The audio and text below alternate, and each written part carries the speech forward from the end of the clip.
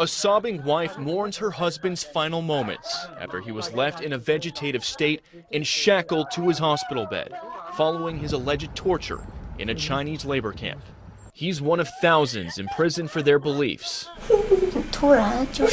Some left emaciated, others with rotted and blistering skin, allegedly tortured and beaten. Now, Fox 11 is being taken inside those Chinese labor camps with undercover footage never seen before, revealing what life is like for political prisoners, filmed by those willing to risk everything. If the government knew I filmed those videos, I wouldn't be here with you. My life would be gone. And one distraught California family is fighting back. They say their loved one was tortured and killed in a Chinese labor camp almost 20 years ago. Her body still being held by the camp to this day, and they're going directly to the source to get it back.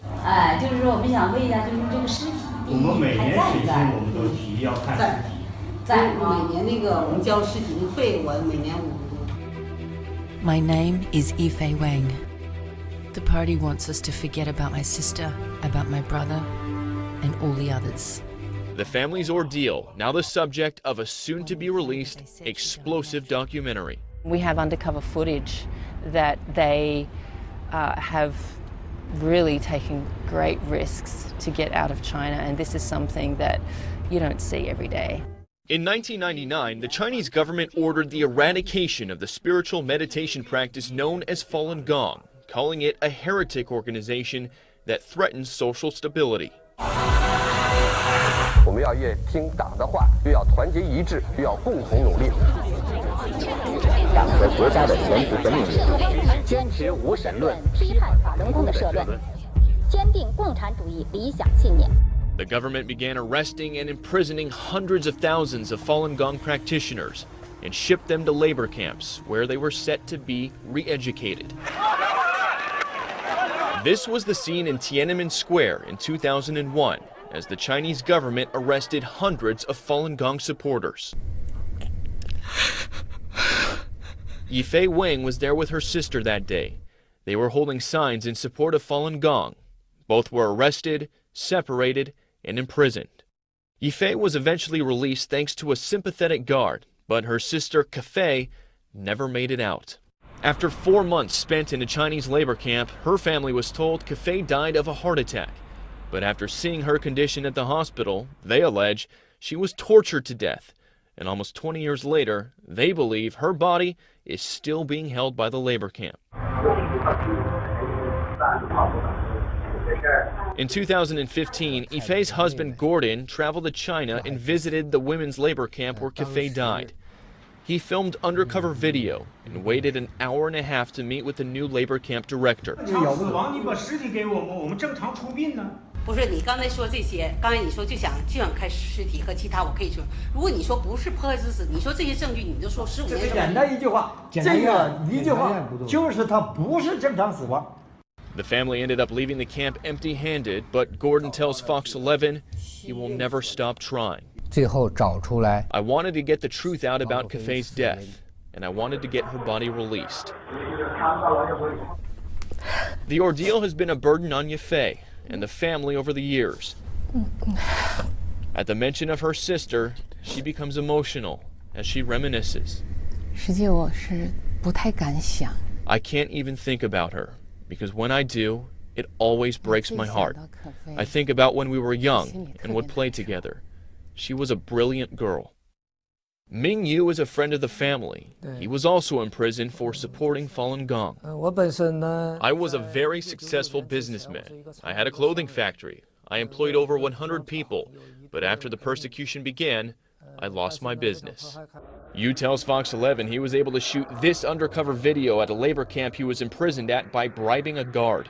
He says he filmed it at the notorious labor camp during the 2008 Beijing Olympics, alleging it shows Falun Gong practitioners being forced to work extremely long hours to make products sold all over the world. He says the workers were given no breaks, and some were so exhausted they fell asleep under the very tables they were working on.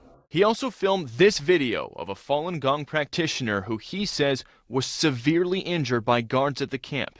You can see he's shackled to his bed and underweight with lesions on his skin. If you're ever caught doing this kind of thing, videotaping the details of what's happening in these camps, you would lose your life. The Chinese Communist Party has a quota of people to be killed, and I am one of them. But these weren't the only videos you smuggled out of China. Using hidden cameras designed as different products, including car keys and a watch, he says he filmed this video of a dying man on his hospital bed. This is what he looked like before his incarceration for supporting Falun Gong. Yu says he was beaten and tortured in captivity. He died in a vegetative state, shackled to his bed. Kay Rubicek is a producer with Swoop Films. They're making a documentary called Finding Courage, which documents the government persecution of Falun Gong and the family's struggle to get Kefei's body back. Not someone who died naturally of a heart attack. We're talking about brutal torture. And what for? For standing up for freedom of belief, something we take for granted. Here in Los Angeles, local Falun Gong practitioners rallied to call for the end of the persecution, some of them holding photos of those who are dead or imprisoned at the hands of the Chinese government.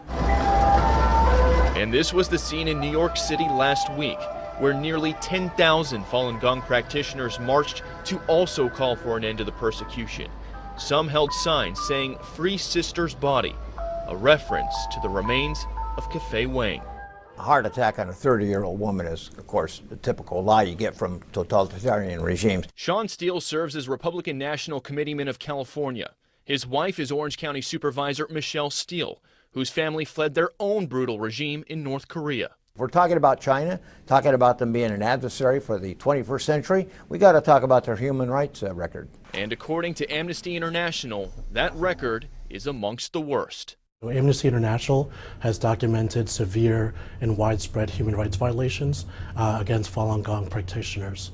We have documented cases of torture, inhumane practices, lack of freedom of expression. Your reaction to the video we just showed you for this story? It's unbelievable. It's almost too much for television, but it's such an important story because there's millions of people involved, but it's also personal. It's Los Angeles, it's California. It's what people in this state have been living with for years, and finally the story's getting out. If we put a spotlight on it, it might actually help save the lives of many, many people we don't even know.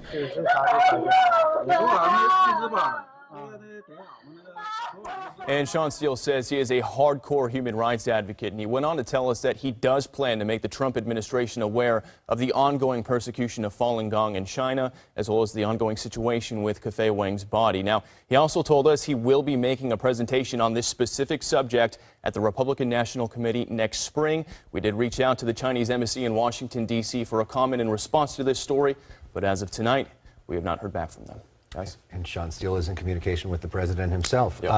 Falun Gong, a lot of our viewers probably have never heard of this before. I'd never heard of it before. What is it about it that is, one, so scary for China, and two, so great that these people are risking everything to practice it? So there are tens of millions of Falun Gong practitioners in China. What is it exactly? You saw the people kind of doing the stretches. It's basically spiritual meditating and a sense of bettering yourself through spirituality. And why does the Chinese government have a problem with it? Again, there are tens of millions of them. They're very well organized. They've held protests before because of these crackdowns, and the government doesn't like that. They see it as a threat to their power, even going as so far as to call it a menace to society. So it's really just, they're threatened by them. There's so many of them. At one point, years ago, they actually outnumbered the Communist Party. So for the family of the sister, they want her body back because it's been almost 20 years. Yeah, you would think, you know, what do they expect to get if they do get the body back? Yeah. What they're hoping to do is have a formal funeral for her, and more importantly, they want an autopsy. Again, the camp told her, or they told the family that she died of a heart attack at around 30 years old. The family doesn't believe that. They saw her at the hospital. They want an autopsy. They want to check for blunt force trauma on her bones, that sort of thing. Eye-opening reporting. Bill Maluzhin, thank you very much.